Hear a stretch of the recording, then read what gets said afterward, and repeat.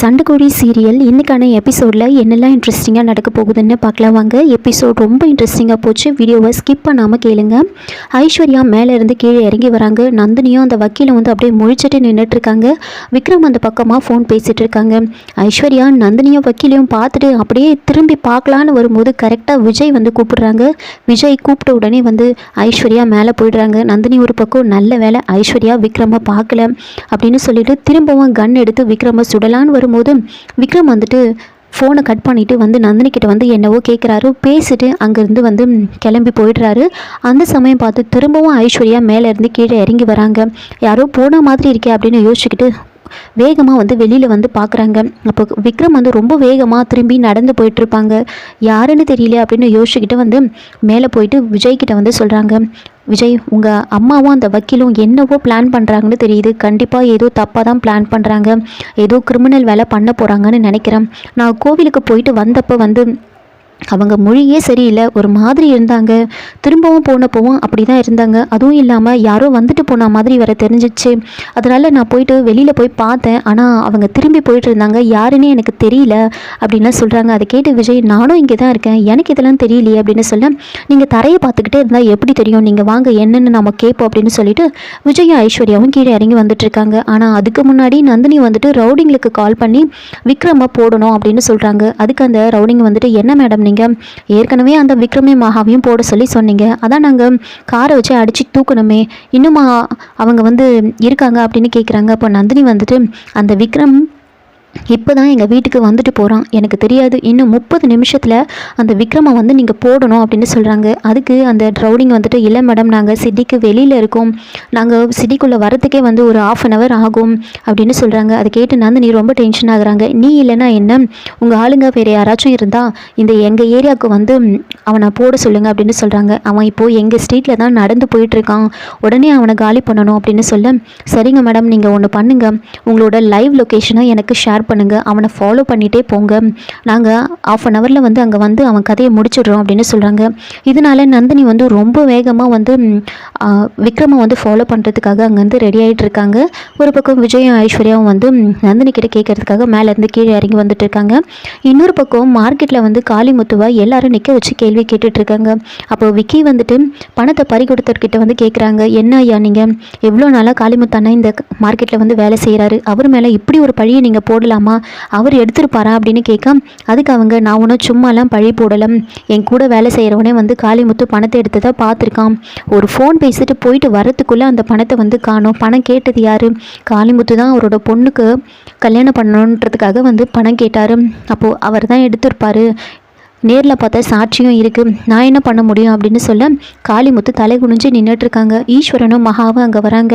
மகா வந்துட்டு நேராக வேணிக்கு போயிட்டு தைரியம் சொல்கிறாங்க. அம்மா நீங்கள் கவலைப்படாதீங்க, அவர் பணத்தை எடுத்திருக்க மாட்டார், நான் நம்புகிறேன், தைரியமாக இருங்க அப்படின்னு சொல்ல ஈஸ்வரன் நேராக வந்து காளிமுத்துக்கிட்ட, காளிமுத்து சொல்லு என்னாச்சு, என்ன தான் நடந்துச்சு அப்படின்னு கேட்க, அப்போ சிவா வந்துட்டு, அண்ணன் நீங்கள் என்ன நேராக வந்து பணத்தை பறி கொடுத்தவர்கிட்ட கேட்காம பணத்தை திருடனவங்கிட்ட வந்து கேட்குறீங்களே அப்படின்னு சொல்ல, அப்போ விக்கிக்கு வந்து கோவம் வருது.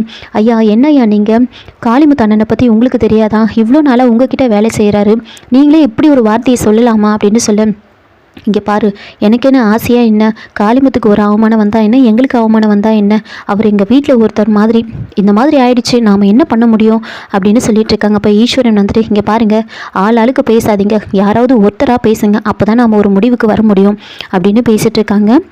இங்கே வந்துட்டு விஜய் ஐஸ்வர்யாவும் நேராக வந்து நந்தினி கிட்ட பேசலான்னு வந்துட்டு இருக்காங்க. நந்தினி ரொம்ப வேகமாக வந்து காரில் ஏறலான்னு வராங்க. அப்போ விஜய் ஐஸ்வர்யா வந்து நந்தினி கிட்ட, அம்மா இருங்க, இப்போ வீட்டுக்கு கொஞ்சம் நேரத்துக்கு முன்னாடி யாரோ வந்து போனாங்களாமே, யார் அது அப்படின்னு கேட்க, அப்போ நந்தினி வந்துட்டு, என்ன இது, இந்த ஐஸ்வர்யா போய் போட்டு கொடுத்துட்டாளா, யாரை கேட்குறாங்கன்னு தெரியலையே, ஒருவேளை வக்கீலை கேட்குறாங்களாம், இல்லை விக்ரமை பார்த்துட்டாளா, இவ ஒன்றுமே புரியலையே, நாமளே தேவையில்லாமல் வாய் விட்டுறக்கூடாது அப்படின்னு யோசிச்சுக்கிட்டு, யாரும் வரலையே, வக்கீல் தான் வந்து போனாங்க அப்படின்னு சொல்கிறாங்க. அப்போ ஐஸ்வர்யா, அத்தை அதுக்கு முன்னாடி யார் வந்தது சொல்லுங்க அப்படின்னு கேட்குறாங்க. அப்போது நந்தினி வந்துட்டு, இல்லையே யாரும் வரலையே அப்படின்னு சொல்லி சமாளிச்சுட்டு இருக்காங்க. இன்னொரு பக்கம் விக்கி வந்துட்டு விக்ரமுக்கு வந்து கால் பண்ணுறாங்க. கால் பண்ணி என்ன நடந்துச்சு அப்படின்னு விக்ரம் வந்து விக்கி கிட்ட வந்து கேட்குறாங்க. அப்போது இப்போ தான் ஈஸ்வரன் ஐயா வந்தார் அப்படின்னு சொல்கிறாங்க. அதை கேட்டு விக்ரம் வந்துட்டு ஈஸ்வரன் ஐயா வந்துட்டாரா, அவர் இனிமேல் பார்த்துப்பார் அப்படின்னு சொல்ல, அதுக்கு விக்கி வந்துட்டு இங்கே பாருப்பா, இந்த முதலாளிங்களெல்லாம் நம்ப முடியாது, அவங்க வந்துட்டாங்க, நீ அசால்ட்டாக இருந்துடாத, அவங்க செவரு மேலே இருக்கிற பூனை மாதிரி எந்த பக்கம் வேணாலும் சாய்வாங்க, நீ முதல்ல சீக்கிரம் வா அப்படின்னு சொல்ல. ஆமாம், நீ எங்கே தான் இருக்க அப்படின்னு கேட்க, இது திருச்சி மாதிரியே தெரியல, வேறு ஏதோ இடம் மாதிரி தெரியுது, நான் எங்கே இருக்கேன்னு கூட எனக்கு தெரியல அப்படின்னு சொல்ல. என்னப்பா நீ குழந்த மாதிரி சொல்லிட்டு இருக்க, முதல்ல அக்கம் பக்கத்தில் இருக்கிறவங்க கிட்ட யாருக்கிட்டனா கேளு அப்படின்னு சொல்கிறாங்க.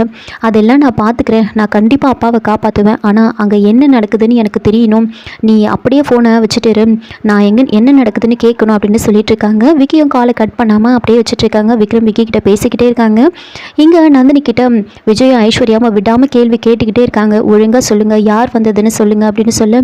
என்ன இவங்க விடாமல் இப்படி கேட்டுட்டு இருக்காங்க, ஒருவேளை விக்ரமை பார்த்துட்டாலோ ஐஸ்வர்யா, அதனால தான் இப்படிலாம் கேட்குறாங்களோ அப்படின்லாம் யோசிச்சுட்டு இருக்க. நந்தினி வந்துட்டு விடாமல் சொல்லிக்கிட்டே இருக்காங்க, இல்லை யாரும் வரல அப்படின்னே சொல்லிட்டு இருக்காங்க. கொஞ்ச நேரத்துலேயே ஒருத்தர் வந்துட்டு பைக்கில் வந்து வராங்க. அப்போது நேராக வந்து விக்ரமோட வீட்டில் வந்து நிறுத்துகிறாங்க. நேராக வந்து நந்தினி கிட்ட வந்து கேட்குறாங்க, மேடம் விக்ரம் சார் இருக்காரா அப்படின்னு கேட்ட உடனே வந்து நந்தினி வந்துட்டு ஷாக் ஆகுறாங்க. விக்ரமா, அவன் போய் ரொம்ப நாள் ஆச்சு அப்படின்னு சொல்கிறாங்க. அப்போது டிரைவர் வந்துட்டு, என்ன மேடம் சொல்கிறீங்க நீங்கள், இப்போ தான் வந்து குமார் டிரைவர் வந்துட்டு எனக்கு கால் பண்ணார், விக்ரம் சாரை வீட்டில் விட்டுட்டு இப்போ தான் நான் போனேன் அப்படின்னு சொன்னார், அதுதான் நான் கேட்டுட்டு வந்து இப்போ வந்தேன் அப்படின்னு சொல்கிறாங்க. அதை கேட்டு விஜய் ஐஸ்வர்யாவும் ஷாக் ஆகுறாங்க. என்னது விக்ரமா அப்படின்னு சொல்லிட்டு நந்தினி கிட்ட வந்து கேட்குறாங்க. அப்போ வந்து போனது விக்ரமா அப்படின்னு கேட்க, ஆமாம் இப்போ தான் வந்து போனான் அப்படின்னு சொல்லி சமாளிச்சிடுறாங்க. அப்போ டிரைவர் வந்துட்டு என்கிட்ட குமார் தான் வந்து சொன்னான், இந்த மாதிரி விக்ரம் சாரை வீட்டில் விட்டுட்டு வந்தேன் அப்படின்னு சொல்லிட்டு, அதனால தான் நான் டியூட்டி மாற்றி என்னை விட்டுட்டு போனான் அப்படின்னு சொல்கிறாங்க. உடனே வந்துட்டு விஜய் ஐஸ்வர்யாவும் சரி, உடனே நாம் வந்து விக்ரம் மாமாவை தேடணும், நீங்கள் வாங்க உடனே கிளம்பலாம் அப்படின்னு சொல்லிட்டு நந்தினி விஜய் விக்ரம்னு 3 பேர், விஜய் ஐஸ்வர்யா 3 பேரும் வந்து விக்ரமை தேடுறதுக்காக கிளம்பி வந்துட்டுருக்காங்க. இதோட இந்த எபிசோடு வந்து முடிச்சிருக்காங்க. என்னோட ரிவ்யூ பிடிச்சிருந்தா லைக் பண்ணுங்கள், மறக்காமல் சப்ஸ்கிரைப் பண்ணுங்கள். தேங்க்யூ.